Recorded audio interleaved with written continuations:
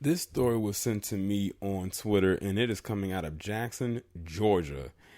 And when I first saw and heard about this, I said, I hope this is not another story that is going to end up like that Popeyes incident. Because the one of the biggest tropes is that a lot of black people frequent Waffle House, and it's seen as a certain spot or a certain type of spot after a certain time. But it is not that. It's actually the complete opposite. So basically what happened here is that you had this guy come into a Waffle House, and he just started yelling out a whole bunch of racial slurs, and he started harassing the black customers that was in there. Well, he got a little too close for comfort with a couple of the guys that were in there. And you see this gun right here and the smoke coming out of it, indicating that a bullet was fired out of that barrel and it hit somebody. Well, the somebody it hit was the racist person that came in there and made all of those slurs, and he ended up dead. When I look at this story, it reminds me of the event that happened a couple years ago at a Waffle House where you had these white guys come in there and they were doing and making racial slurs towards this black guy. He got his gun and shot one of the guys on his way out the door, and the guy ended up, I think he tried to take his friend to the hospital or something like that, and he ended up crashing the truck that they were in because of all the blood he was losing. He ended up dying anyway, and they didn't bring any charges up against the guy that did the shooting, and they shouldn't have because he was defending himself. Well, the same thing is pretty much happening here, but let me go ahead and get into this story.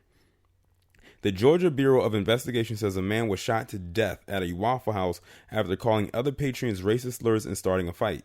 The GBI says Butts County deputies responded Halloween night to 3 911 calls that were minutes apart. The first reported an angry customer, the second reported a fight, and the third reported shots had been fired.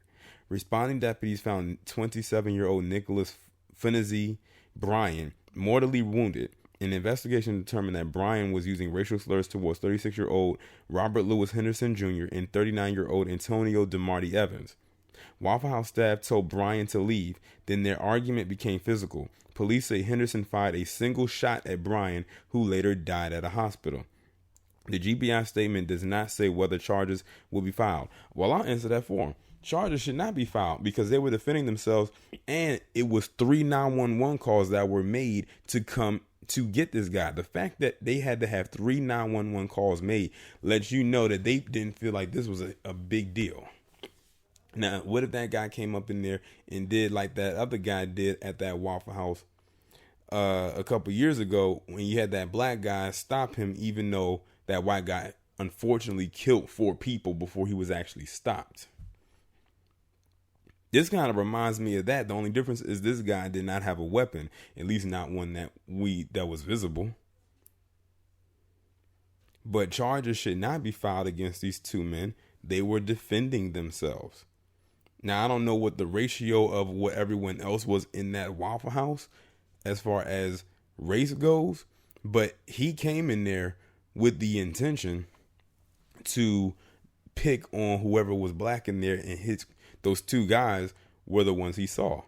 They said he was pretty much being loud and belligerent. He was being racist, and he got into a fight, which means he probably got into a physical altercation with those 2 guys. And on his way out the door, and he was told to leave multiple times, they called the cops 3 times for 3 different times on one person, and they shot him. And they said a single shot, which means the guy whoever pulled the trigger has a very good aim, that he didn't have to shoot him multiple times. Like, he didn't shoot to wound, he shot to kill. Now, how he made it on his way to the hospital and where he died, hey, all I can say is he probably bled to death. Most likely. He had to have bled to death. But, hey, like Palm Colored likes to say, you play stupid games, you win stupid prizes. And he has won a first prize ticket all the way to hell. Y'all let me know what y'all think about this down in the comments, and I will talk to you in the next one.